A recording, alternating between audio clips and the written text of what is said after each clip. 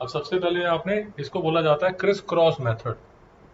Criss cross method, criss cross method, इसमें जो valencies है वो विदाउट साइन एलिमेंट के या रेडिकल के पैरों में लिख दी जाती है। नहीं समझ में आया? और फिर क्या किया जाता है, बहुत ही सिंपल चीज की जाती है, जो वैलेंसीज हैं उनको ऐसे आप क्रिस क्रॉस कर देते हो। अब एल्यूमिनियम के पैर में हाइड्रोक्साइड की वैलेंसी और हाइड्रोक्साइड के पैर में, देखिए एक बात याद रखिए, ये चीज आपको बार बार कंफ्यूज करेगी। हाइड्रोक्साइड जो है वो इकट्ठी चलती है, इसलिए हाइड्रोक्साइड को आपको ब्रैकेट में रखना पड़ेगा। तो जो 3 वैलेंसी है वो ऐसा नहीं है कि ऑक्सीजन के पैरों में डालोगे या हाइड्रोजन के पैरों में डालोगे, बेटा वो ग्रुप के पैरों में डालोगे। नहीं समझ में आया? पक्का? शांति? मैं आपको बता देता हूं कि ये गड़बड़ कब हो जाती है। ये गड़बड़ ऐसे हो जाती है, ये गड़बड़ ऐसी हो जाती है कि जैसे एल्यूमिनियम है, अब नाइट्रेट के साथ बना रहा है, हंसकॉक के हिसाब से नाइट्रेट के साथ बना रहा है, तो एल्यूमिनियम की जो वैलेंसी है वो तो है 3, और नाइट्रेट की वैलेंसी बताइए साइन कितनी है? विदाउट साइन मैंने यहां पर लिख दिया। पक्का? क्रिस क्रॉस किया, एल्यूमिनियम के पैर में बेटा क्या? नाइट्रेट के पैर में। अगर आपने ऐसे लिखा तो क्या हो गया? गलत।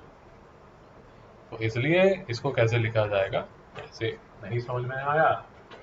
अब जैसे हम अलजेब्रा में करते थे साइन 1x हम नहीं लिखते, तो ऐसे ही ये Al1 नहीं लिखा जाता। इसको कैसे लिखा जाता है? Aluminium hydroxide.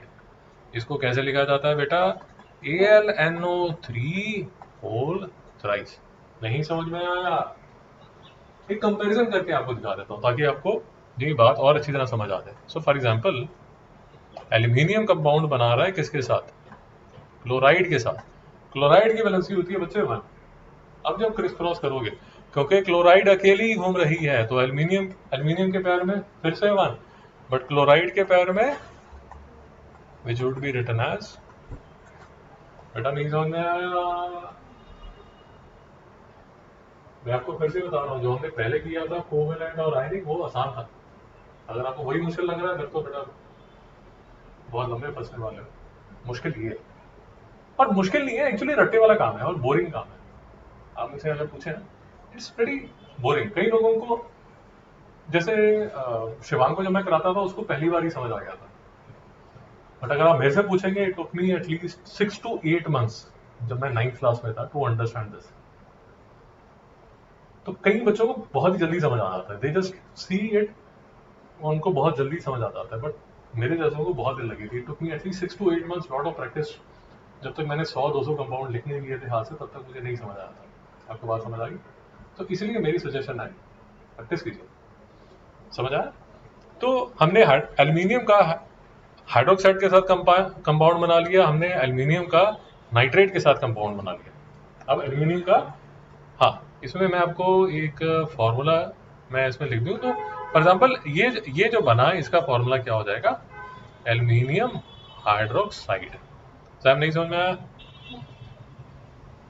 अब देखिए केमिस्ट्री प्रॉब्लम कैसे हो जाती है। आपने लिख दिया एल्यूमिनियम हाइड्रोक्साइड, अब आपको पता है एल्यूमिनियम की वैलेंसी क्या है, हाइड्रोक्साइड की वैलेंसी क्या है, तो आपको पता है कि एल्यूमिनियम हाइड्रोक्साइड का फॉर्मूला होगा AlOH3। श्रेया जी को कुछ समझ नहीं आता। श्रेया जी को जब एल्यूमिनियम हाइड्रोक्साइड का आप नाम लिखने के लिए बोलेंगे, वो फंस जाएंगे। ऊपर और ज्यादा मुसीबत ये हो जाती है, अगर आपको एल्यूमिनियम का सिंबल का नाम भी नहीं आता है, मतलब एल्यूमिनियम Al होता है या AU होता है या AM होता है, बेटा फिर तो बहुत ही अंदर दसने वाले। और हाइड्रोक्साइड का नाम क्या होता है? HO होता है या OH होता है या H2O होता है, तो बहुत परेशान हो जाओगे, केमिस्ट्री नहीं हो पाएगी। नहीं समझ में आया? उसी तरह अब जब आप किताब खोल के देखेंगे तो वो आपको बोल देंगे एल्यूमिनियम नाइट्रेट। वो जब बोलेंगे एल्यूमिनियम नाइट्रेट, तो वो ये मान के चलते हैं कि आपको एल्यूमिनियम की वैलेंसी पता है, नाइट्रेट की वैलेंसी पता है, आपको एल्यूमिनियम नाइट्रेट का नाम लिखना आता है, बट आपको पता ही नहीं नाइट्रेट है क्या। क्या नाइट्रेट NO3 है या NO2 है या N है, क्या है? और सबसे बड़ी मुसीबत ये हो जाती है कि आपको पसंद भी नहीं है। आप समझ रहे हैं?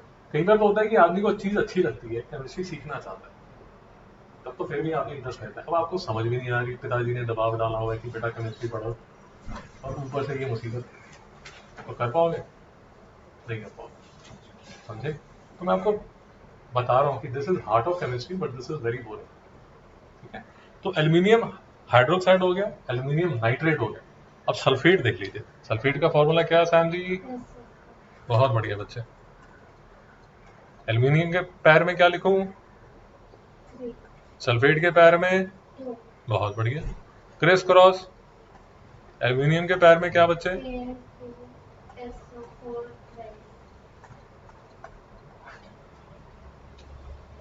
ये भूत का बच्चा, ये तो फिर भी ठीक है, बट अगर नाम लिखा होता एल्यूमिनियम सल्फेट, तो एल्यूमिनियम की वैलेंसी, सल्फेट की वैलेंसी, सल्फेट लिखा कैसे जाता है वो, तो कैसे करोगे?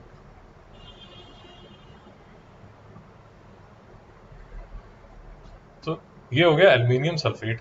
अब बनाएंगे बेटा एल्यूमिनियम कार्बोनेट। बताइए जरा सैम, एल्यूमिनियम की वैलेंसी, कार्बोनेट की 1 के बच्चे, ये था ना हमारा निमोनिक, था ना हमारा 1 1 2 2 2 3।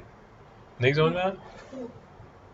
तो कार्बोनेट की वैलेंसी 2, क्रिस क्रॉस एल्यूमिनियम के पैर में बेटा, कार्बोनेट के पैर में 3। मुसीबत अभी भी खत्म नहीं हुई है बेटा, थोड़ी देर तक इसका मॉलिक्यूलर मास निकालना पड़ेगा। Mass number of aluminium, mass number of carbon, mass number of oxygen. फिर आपको पूछा जाएगा कि बेटा जरा बताओ ये एल्यूमिनियम में ये, सर मैं 2 मिनट लूंगा, एक पते की बात आपको बता देता हूँ, अभी लगे हाथ बता देता हूँ। अलग चैप्टर है ये, वो तो जब चैप्टर आएगा तब करेंगे ही। मैं फिर भी आपको एक छोटी सी चीज़ बता देता हूँ कि ये जो एल्यूमिनियम कार्बोनेट है, अगर आपको याद रहे ठीक है, नहीं भी याद रहे तो भी चलेगा यार, दोबारा से एक चैप्टर आएगा तो कर लेंगे। इसमें 2 एल्यूमिनियम है, 3 कार्बन है और 9 ऑक्सीजन है। नहीं समझ में आप समझा? तो आपको ना एल्यूमिनियम का मास दिया जाएगा, कार्बन का मास दिया जाएगा और ऑक्सीजन का मास दिया जाएगा। तो 2 into mass number of aluminium plus 3 into mass number of carbon plus 9 into mass number of oxygen, वो इसका टोटल मॉलिक्यूलर मास होगा एल्यूमिनियम कार्बोनेट का। बात समझ आ गई बच्चे? तो यहां तक कार्बोनेट कर लिया। अब ये देख लेते हैं एक बार, ऑक्साइड भी देख लेते हैं बेटा। तो एल्यूमिनियम के पैर में, ऑक्सीजन के पैर में, बहुत बढ़िया। कैसे लिखूं? Al2 3 criss cross. नहीं समझ में आया बच्चे? हंसता हुआ कॉक, तो PO4 पैर में क्या लिखूं एल्यूमिनियम के, इसके पैर में हम सारे 3, बहुत बढ़िया। तो एल्यूमिनियम के पैर में 3, फॉस्फेट ब्रैकेट डाल के बेटा 3, और अब ये वाला 3 और वो वाला 3 हो जाएंगे कैंसल। तो एल्यूमिनियम फॉस्फेट क्या बन जाएगा बेटा? Aluminium phosphate. नहीं समझ में आया?